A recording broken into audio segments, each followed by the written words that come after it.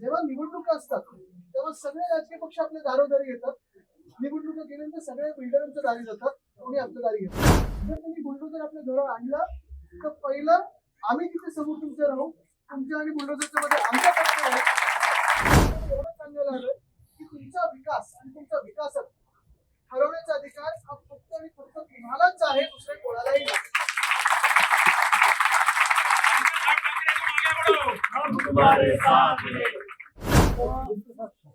लगेचच मला आपल्याला भेटायला यायचं होतं, पण हेडफोनचं असं. आणि तेव्हा मी आपल्याला तेव्हा सांगितलं होतं की काळजी करू नका, पूर्णपणे आम्ही तुमच्या सोबत आहोत. कारण जिथे जिथे अन्याय होतो त्या अन्यायाला विरोधात आपण लढायचं, अन्यायाच्या विरोधात लढण्यासाठी आपण पुढे असायला पाहिजे. पुण्यात आता तरी अनेक असे विषय, जसं वेताळ टेकडीचा एक विषय, कशाला सपाट करायचे, बोगदा काढायचा, मेट्रो करायचे, कशासाठी? एवढं चांगली जर वेताळ टेकडी असेल. आता नदीचा पण जो प्रकल्प आहे की डेव्हलपमेंट बोलतात, पण खरं नदी स्वच्छ करायची हे सोडून लक्ष केंद्रित आहे ते लँड बँक.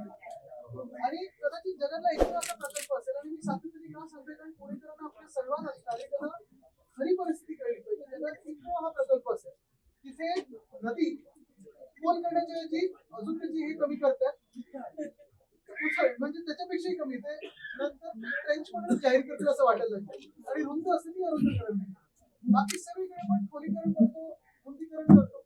पण हे सगळं होत असताना जेव्हा लोकमान्य नगरबद्दल मला कोणीतरी सांगितलं, तुम्ही ह्याच्यात आपल्याला सगळ्या लोकांना पाठिंबा देणं गरजेचं आहे, कारण नेतृत्व हे तुम्ही करता. आता आपण जरी सांगत असलात की आम्ही नेतृत्व करायला पाहिजे, आम्ही सोबत आहोत, भक्कमपणे तुमच्या सोबत आहोत.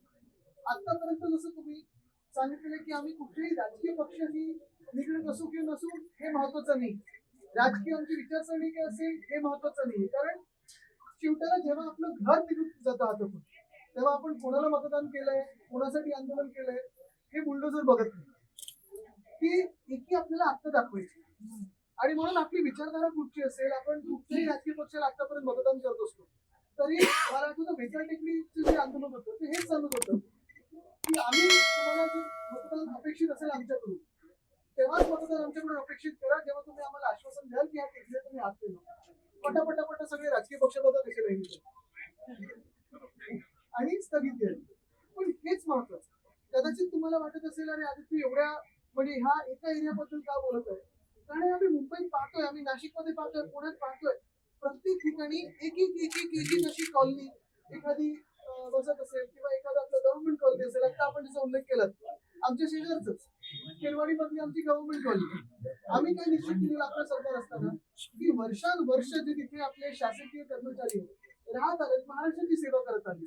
जर आपण इतर काही कोणी तिथे येऊन बसलं तर त्यांना लगेच फुकट घर देतो. मग शासकीय कर्मचारी असेल, पोलीस कर्मचारी असेल, महानगरपालिकेच्या कर्मचाऱ्यांनी काय असा गुन्हा केला की आपण त्यांना परमनंट घर दिलं. आपल्या सरकारचा निर्णय त्यांनी उलटवला आणि हायकोर्टाला जागा दिली. ठीक आहे, हायकोर्टाला आणा, पण बाकीची जागा की तुम्ही कशाला दुसऱ्या प्रायव्हेट मार्गाच्या लोकांना ठेवता, द्या ना. तिथे जे मूळ जे लोक राहत आले, अनेक वर्ष राहत आले त्यांना द्या. आणि जसं ते आपण बोलतो ना सब भूमी डोबाल की, तसं आता महाराष्ट्रात थोडं तरी वेगळं केलं. काय माहिती का नवीन सब भूमी अदाणी सगळीकडे तेच चाललंय. आणि परत जर तुम्ही कायद्याप्रमाणे जर घेतला, माझ्या राज्याचे टॅक्स भरले, माझ्या शहराचे टॅक्स भरले, प्रीमियम भरला, मला काही हरकत नाही. पण तिकडच्या लोकांना तुम्ही काढून घराबाहेर काढून कुठे पाठवणार हे माहिती नाही, काय म्हणलं त्यांना हे माहिती नाही, नोकरीचा आश्वासन हेही नाही. आणि हे सगळं करून जागा बळकट द्यायचं. नेमकं कोणासाठी आपण करतोय, कोणासाठी लढा देतोय, राजकीय पक्ष म्हणून आपलं अस्तित्व कोणासाठी असायला पाहिजे.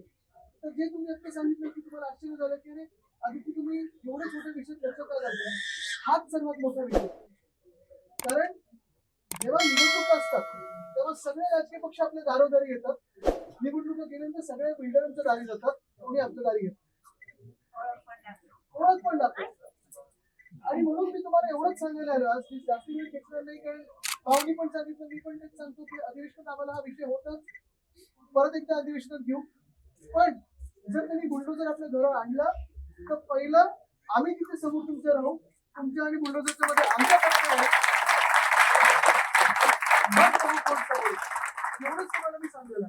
हा, ह्याच्या पुढे जाऊन जर तुम्ही ठरवलं, सगळ्यांनी एकमताने ठरवलं की नाही आम्हाला जे सरकार सांगतं ते मान्य आहे, आम्ही तुमच्या सोबत, आमची भूमिका ही तीच राहिली जी आपली नाणारमध्ये राहिली, जी कुठल्याही ठिकाणी जिथे आम्ही आंदोलन करतो तेव्हा तीच भूमिका राहते की स्थानिक ठिकाणचे जे रहिवासी आहेत, भूमिपुत्र असतील, रहिवासी असतील, ते जे काही भूमिका ठरवतील आम्ही त्यांच्या सोबत आहोत. कारण आम्ही वरळीमध्ये पाहतो ना, वरळीमध्ये तुम्ही पाहत असाल बिलिनेस रो म्हणून वरळी दिसतं कधी कधी. देशातली सर्वात महत्वाचा आणि श्रीमंत रस्ता हा तिकडे असतो, पण त्या श्रीमंतीच्या मागे आमची बिलिनेस रो नसत, जी उद्धव साहेबांनी पूर्ण करून दाखवली. तिकडे 160 मध्ये राहणाऱ्यांना आपण 500 स्क्वेअर फूट दिलं. तिथेच आमचे पोलीस त्यांच्यासाठी लढत आहोत की त्यांना हक्काची घर बनवली. तिथेच एसआर आहेत, अनेक एसआर आहेत, त्यांना आपण त्यांच्या हक्काची घर देतो. तर नुसतं सगळे बिल्डर बघितले म्हणजे असं कोण अचंबित झालं आणि त्यांच्या मागे असं जाऊया नाही, जाणं गरजेचं नाही, आपल्याला जाऊया नको. आपण ठरवलं पाहिजे की आपला विकास एक शाश्वत कसा असायला पाहिजे, की झाडं जी आहेत ही देखील कशीच टिकली पाहिजे. कारण ते कदाचित सांगतील आता बघा, मुंबईमध्ये त्यांनी एक गमतीचा निर्णय दिलेला आहे. 45,000 झाडं मॅनग्रोव्ह मध्ये तांदळावरती कापणार आणि कुठे ते जाऊन देणार नाही, चंद्रपूर 900 किलोमीटरला, म्हणजे तिथे कांदळवन आहे तरी का. पण तिकडची झाडं आहेत ती ताडोबा अंधारी जंगलामधली जे टायगर कॉरिडॉर आहे ते बंद करून मायनिंग साठी ओपन, म्हणजे तिकडची झाडं सांगतील मी मुंबईतलं. असंच आपलं होतं का म्हणजे एक आपली झाडं टिकली पाहिजेत, आपली संस्कृती टिकली पाहिजे, आपली लोक टिकली पाहिजेत, आपले कल्चर, आपलं जे काही आता ही सोसायटी टिकली. तुम्हाला एवढंच सांगायला हवं की तुमचा विकास आणि तुमचा विकासक ठरवण्याचा अधिकार हा फक्त आणि फक्त तुम्हालाच आहे, दुसऱ्या कोणालाही नाही. मोठा लोकप्रतिनिधी आला, कोणी नेता आला, काही आश्वासन दिलं, जोपर्यंत तुमच्यामध्ये सगळ्यांमध्ये एकमत नाही होत तोपर्यंत त्याला कुठचाही अधिकार देऊ नका. दुसरी गोष्ट म्हणजे पेपरवर जे काही येत नाही आणि कोर्टाच्या वेळेत खरा कधी कधी खोट्या पण सह्या करतात, हे पण आपल्याला कळतंय. आणि काही काही लोक सांगतात सही केलं तर ही माझी सही नाहीच, ही खोटी सही, हे पण सांगतात क्लीन चिट मिळवण्यासाठी. तसंही करू नका. सगळ्यांचं पुन्हा एकदा सगळ्यांना एकमेकांना विश्वासात घ्या. तुमच्यामध्ये भांडणं लावण्याचा प्रयत्न होईल, तेढ निर्माण करण्याचा प्रयत्न होईल, जातींचा असेल, समाजाचा असेल, धर्माचा असेल, भाषेचा असेल, तिथे पण आगी लावण्याचा प्रयत्न होईल. ते कृपा करून होऊ देऊ नका. माझ्यापेक्षा तुम्ही सगळीच मंडळी मोठी आहात, अनुभवानी पण वयानी पण सगळं काही पाहिलंय. पण जे मी आता पाहतोय आत्ताच्या राजकारणामध्ये, माझ्या मतदारसंघामध्ये, आजूबाजूच्या मतदारसंघामध्ये, हे तुम्हाला मी विनंती करायला आलोय की तुम्ही ती सगळी एकजूट जर ठेवली, तुमची कायम ठेवली, तर तुम्ही आपल्याला हात लावू नये. आणि ते मी सांगितलं की आमच्याकडून कधी तुमच्यावर कुठचाही विकासक लादला जाणार नाही. दुसरं म्हणजे आमचा स्वतःचा हेतू किंवा काही पर्सनल अजेंडा नाही. आणि तिसरी गोष्ट जसं मी सांगितलं, हे सगळं होऊन तुम्हाला वाटलं की नाही सरकार बोलतं ते बरोबर आहे, ज्यांनी एका दिवसात सही घेऊन निर्णय तुमची स्थगिती दिली आहे ते बोलतात ते बरोबर, तरी तुम्ही आम्ही तुमच्या सोबत नाही.